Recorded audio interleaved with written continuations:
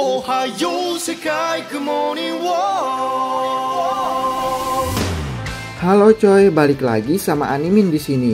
Dan kali ini gua akan lanjutin manga Dr. Stone chapter 197. Nah, pada chapter sebelumnya kita kan udah lihat bahwa setelah hidup sendirian selama bertahun-tahun di bumi dengan bantuan dari kertas-kertas berharga yang ditinggalkan oleh teman-temannya yang berubah menjadi batu, dengan usaha yang begitu keras, Suika pun akhirnya berhasil membuat cairan kebangkitan setelah proses pembuatan yang sangat panjang yang harus dilaluinya. Dan dengan cairan kebangkitan yang berhasil dibuatnya tersebut, Suika pun menyiramkan cairan kebangkitan buatannya tersebut ke patung batu Senku dan membuat Senku akhirnya berhasil bangkit setelah pembatuan jilid kedua yang berlangsung selama kurang lebih 7 tahun.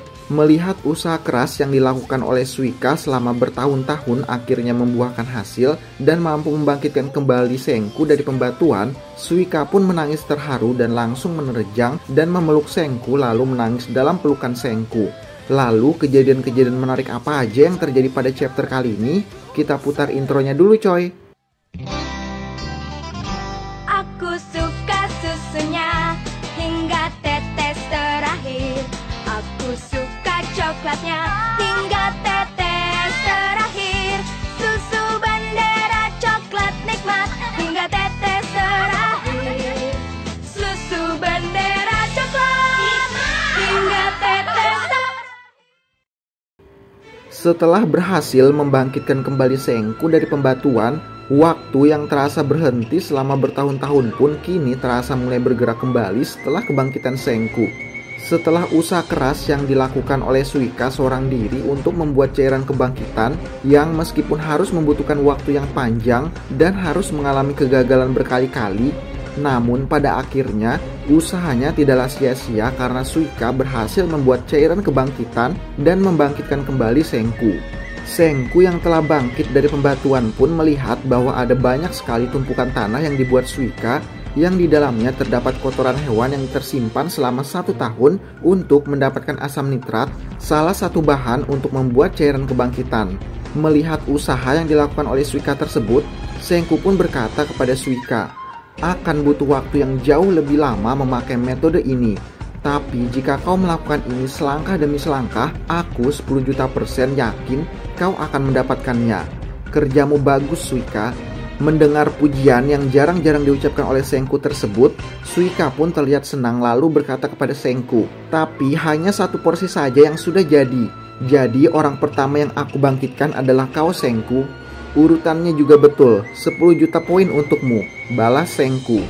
Senku pun melanjutkan perkataannya dan berkata, pertunjukan sains pertama setelah 7 tahun. Ini adalah sains yang akan membuatmu terkejut.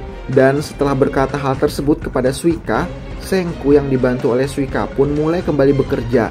Dan tak memakan waktu yang lama, asam nitrat yang Suika buat dengan menunggu selama 1 tahun bisa didapatkan hanya dalam waktu 1 hari oleh Senku, yang tentu aja membuat Suika sangat terkejut. Alasannya tentu aja, selain karena perbedaan pengetahuan, penyebab lainnya adalah karena metode yang digunakan oleh Senku berbeda dengan metode yang digunakan oleh Suika.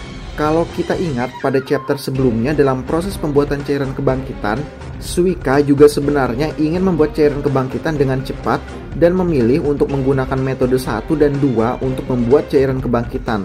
Tapi setelah mencoba membuatnya dengan kedua metode tersebut, karena proses yang rumit dan kompleks, Suika pun akhirnya menyerah dan memilih untuk menggunakan metode ketiga yang lebih simpel namun membutuhkan waktu yang lebih lama. Lalu setelah berhasil membuat asam nitrat, Senku yang dibantu oleh Suika pun melanjutkan proses pembuatan cairan kebangkitan berikutnya, yaitu pembuatan alkohol yang juga akan menjadi salah satu bahan untuk pembuatan cairan kebangkitan. Setelah menghabiskan waktu selama kurang lebih setengah bulan untuk memproduksi alkohol dan mencampurkan bahan-bahan lain yang diperlukan untuk membuat cairan kebangkitan, 16 botol cairan kebangkitan pun telah berhasil dibuat hanya dalam waktu 16 hari. Lalu dengan ke-16 cairan kebangkitan tersebut, Senku dan Suika pun mulai menyiramkan cairan kebangkitan tersebut ke teman-teman mereka yang masih berubah menjadi batu satu persatu. Dan ke-16 orang yang dibangkitkan tersebut adalah, orang pertama adalah Kohaku, orang kedua adalah Ryusui, orang ketiga adalah Francois, orang keempat adalah Chelsea, orang kelima adalah Luna, Orang ke-6 adalah Taiju. Orang ke-7 adalah Ukyo. Orang ke-8 adalah Gen. Orang ke-9 adalah Krum. Orang ke-10 adalah Kaseki. Orang ke-11 adalah Max. Orang ke-12 adalah Carlos. Lalu saat ke-12 orang telah berhasil dibangkitkan kembali, pada chapter kali ini gua nggak menemukan panel yang menunjukkan 2 botol cairan kebangkitan yang digunakan berikutnya, yaitu botol cairan kebangkitan nomor 13 dan nomor 14 digunakan untuk membangkitkan siapa. Tapi tiba-tiba panel berikutnya pada chapter kali ini sudah menunjukkan kalau botol cairan kebangkitan nomor 15 dan nomor 16 telah digunakan untuk membangkitkan Tsukasa dan Hyuga. Namun meskipun penggunaan botol cairan kebangkitan nomor 13 dan nomor 14 tidak ditampilkan, kemungkinan besar 2 botol cairan kebangkitan tersebut digunakan Senku untuk membangkitkan Ginro dan Matsukaze, yang kita tahu kalau mereka berdua juga berada di Amerika Selatan bersama dengan Senku. Oh iya, saat Senku menyiramkan cairan kebangkitan kepada Tsukasa dan berhasil membangkitkannya, Tsukasa yang telah bangkit langsung bertanya kepada Senku bagaimana dengan Hyuga, di mana Senku baru mau menyiramkan cairan kebangkitan tersebut kepada Hyuga. Melihat Senku yang akan mulai menyiramkan cairan kebangkitan kepada Hyuga, Tsukasa yang melihatnya terlihat sangat khawatir dan harap-harap cemas karena berdasarkan ingatan terakhir Tsukasa, sebelum pembatuan jilid kedua terjadi, Tsukasa ingat kalau Hyuga telah mati. Tapi setelah Senku menyiramkan cairan kebangkitan tersebut kepada Hyuga, Hyuga pun berhasil dibangkitkan kembali dengan sempurna dan membuat Tsukasa sangat terkejut dan juga senang karena bisa bertemu dengan rekannya kembali. Setelah ke-16 botol cairan kebangkitan digunakan untuk membangkitkan ke-16 orang teman-temannya, kini tim kerajaan Saint Senku yang berada di Amerika Selatan pun telah pulih dan kembali berkumpul satu sama lain. Lalu di malam harinya setelah kebangkitan dari pembatuan jilid kedua selama 7 tahun tersebut, mereka pun merayakan hari di mana mereka berhasil berkumpul dan bangkit kembali dari pembatuan, berpesta dan bersenang-senang. Nah, dalam pesta yang mereka lakukan di malam hari tersebut, kita tahu sebelumnya bahwa semua teman-teman Senku sudah tidak memiliki bekas retakan lagi di tubuh mereka setelah pemulihan dari pembatuan yang terjadi pada saat mereka berubah menjadi batu saat berada di Pulau Harta. Dan pada saat itu kita tahu kalau hanya Senku sendirilah yang tidak berubah menjadi batu dan membuat Senku seorang diri yang masih memiliki bekas retakan di tubuhnya. Tapi pada saat ini meskipun Senku telah mengalami pemulihan dari pembatuan jilid kedua yang terjadi selama 7 tahun, seperti yang dikatakan oleh Krum, retakan pada tubuh Senku masih belum menghilang, sedangkan retakan pada semua teman-teman Senku telah menghilang tanpa tahu penyebab pastinya. Tapi menurut perkataan Senku, meskipun masih ada, kelihatannya retakan tersebut mulai menipis. Lalu setelah percakapan antara Senku dan Krum tersebut, Gen pun tiba-tiba berkata kepada Senku, "Senku, sepertinya Tsukasa pergi ke kincir air sendirian." Mendengar kode yang diberikan oleh Gen tersebut, Senku pun langsung pergi menuju kincir air untuk menemui Tsukasa. Sementara Gen mencoba menghibur teman-temannya yang lain agar berfokus pada dirinya dan membiarkan Senku dapat bertemu dengan Tsukasa.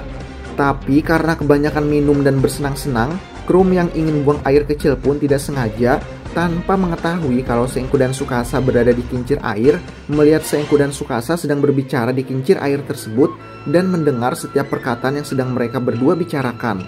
Dalam pembicaraan antara Tsukasa dan Senku yang terdengar oleh Krum tersebut, Tsukasa berbicara kepada Senku dan menceritakan semua kejadian yang telah terjadi pada saat pertarungan yang terjadi saat dirinya, Kohaku dan Hyuga bertarung melawan Stanley.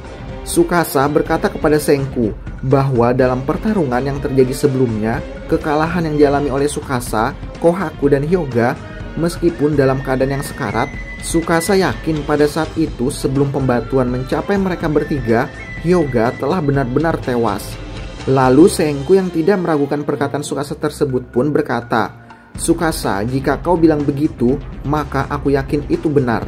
Senku pun melanjutkan perkataannya dan berkata kepada Tsukasa, "Aku sudah menyusun sebuah teori setelah leherku kau patahkan, tapi sekarang teoriku telah terbukti. Medusa bahkan mampu mengembalikan manusia dari kematian." Mengakhiri perkataannya, Senku pun berkata kepada Tsukasa, "Saat ini hanya kitalah manusia yang tersisa di bumi ini, dan kita punya kehidupan abadi di tangan kita. Medusa adalah buah sains terlarang yang tidak boleh disentuh manusia."